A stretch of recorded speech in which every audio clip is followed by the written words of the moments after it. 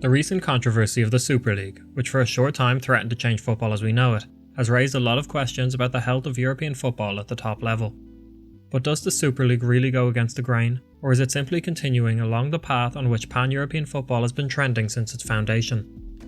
This question got me wondering about the foundation of pan-European football competitions, and just how did we get to where we are today?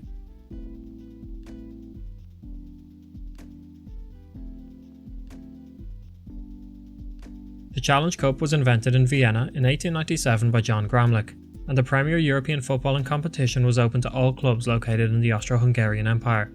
Despite being located within the same empire, clubs from Austria and Hungary would not meet under normal league circumstances, so the Challenge Cup provided the opportunity to match themselves against the best the other country had to offer in a knockout-style tournament. While the tournament lasted 14 seasons, there were 4 where the cup was not held for various reasons, but when the tournament was held, the Austrian clubs were dominant, winning 9 of the 10 titles that were contested, leaving the remaining 1 to Hungarian club Ferencváros. Wiener AC proved to be the tournament's best, amassing 3 title wins, but the trophy remains in the hands of Wiener Sport Club, the Challenge Cup's final champion in 1911.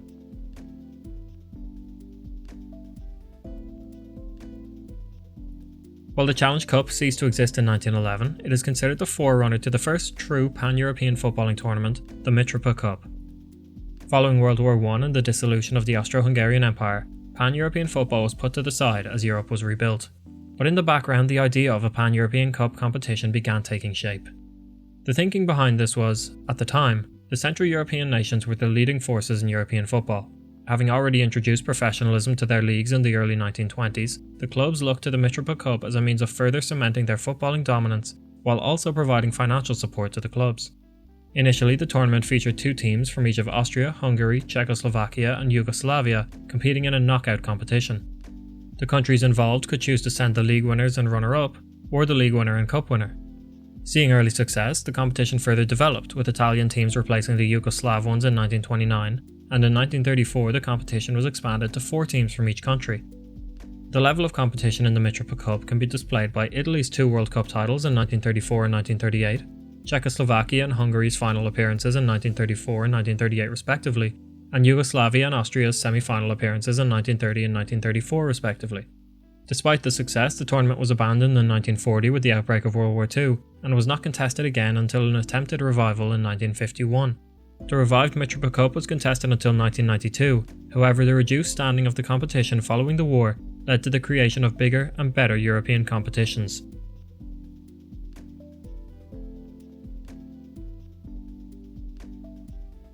The last major European tournament before the foundation of the European Cup was the Latin Cup, which came to be just after World War II in 1949. Having seen the success of the Mitropa Cup prior to the war, the football federations from France, Portugal, Spain and Italy approached FIFA and requested a competition of their own. The tournament featured 2 semi-finals, a third-place playoff and a final, contested by the domestic champions of each competing nation. At the time, European clubs could not afford the hefty travel costs which would have been involved in such a tournament, and as such it was played at the end of the season in a single host country.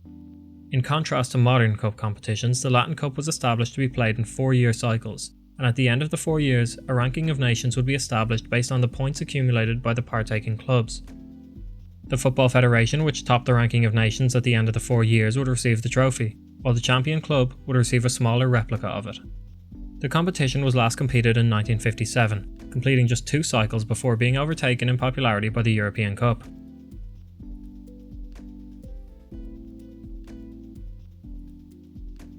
While both the Mitropa Cup and the Latin Cup are considered the key precursors to the European Cup, it was actually the creation of the Campeonato Sudamericano de Campeones, predecessor to the Copa Libertadores, in 1948 which acted as inspiration for French journalists Jacques Ferrand and Gabriel Lenoir to create the European Cup. In the summer of 1953, Wolverhampton Wanderers played a series of friendlies against a range of oppositions, including a South African 11, Racing Club of Argentina, Spartak Moscow of the Soviet Union, and Honved of Hungary. The Honved team, which Wolves beat 3-2, contained many of the Hungarian national team, who would be key figures in the side's World Cup final appearance in the next year. The victory for Wolves led to their manager Stan Cullis and the British press to proclaim them champions of the world. This was the final spur for Arnaud, who decided that it was time for Europe to have a competition which would determine which club was the best in Europe.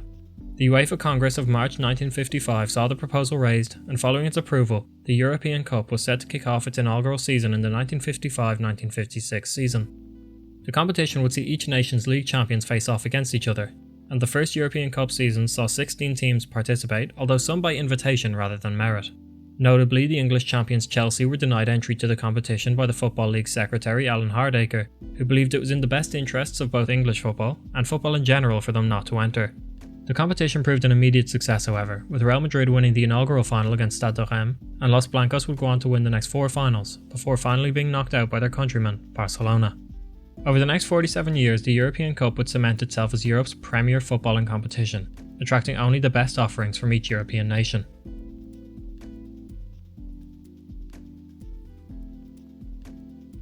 In the late 80s and early 90s, the growing popularity of the European Cup and football in general led to the rising interest from television networks and marketing companies worldwide.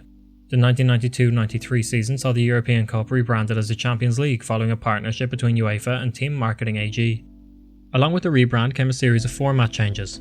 Initially, the teams which were competing took part in a group phase consisting of 2 groups, and the teams which topped each group faced off in the final. Further minor changes were made to the Champions League in the following years, including the addition of semi-finals, and at one stage a second group phase was added. The biggest format change, however, came in 1999, which saw the competition opened up to 4 teams per country, which has seen the biggest European nations continue to strengthen and distance themselves from nations which had previously been able to compete. The inaugural Champions League final in 1993 saw European stalwarts Milan facing off against new contenders Marseille, in what would turn out to be a very controversial final. I have done another video covering the 1993 Marseille team's controversies for those who are interested, and there will be a link in the description. As the years went on, the Champions League continued to grow in popularity, and money was pumped into the game at a dramatic rate. This increased money, and the opening of the tournament to non-champions, saw Europe's top clubs benefit the most, and begin to distance themselves from their competition. Soon, club success was defined on the club's balance sheet, and not by the trophy cabinet, a trend arguably started by Arsenal in their net spend era. Talk about net spend, don't talk about spend, talk about net spend. Where 4th place suddenly became a trophy in and of itself.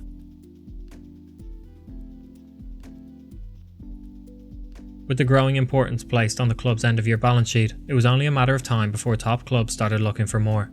For over a decade now, the concept of a European Super League has been in the air, but for many it was simply a rumour and would remain that way. That was until the 18th of April, when the footballing world was shaken up by the announcement that 12 of Europe's top clubs were breaking away from the Champions League to form the Super League. It did not take long for fans to begin their protests, and soon afterwards cracks began appearing in the plan. By the 21st of April the plan was in the mud, but to call it dead would be naive. The clubs involved have sent out their apologies and begun the long process of rebuilding trust, but the forces which pushed these clubs into the Super League are still present. As can be seen in Europe's past competitions, when one fails it's only a matter of time before something else springs up in its place. Be it a revised Super League, or continued damaging reforms to the Champions League, European football will continue to change, and it's only a matter of time before the owners of these clubs show their true faces again, with a new, better plan to monopolise football at the top level in Europe. If you enjoyed this video, be sure to leave it a like, and if you'd like to see more videos like this, be sure to subscribe. In the description I've linked my video on the controversy surrounding the Marseille team in 1993, and there'll be more videos to come soon.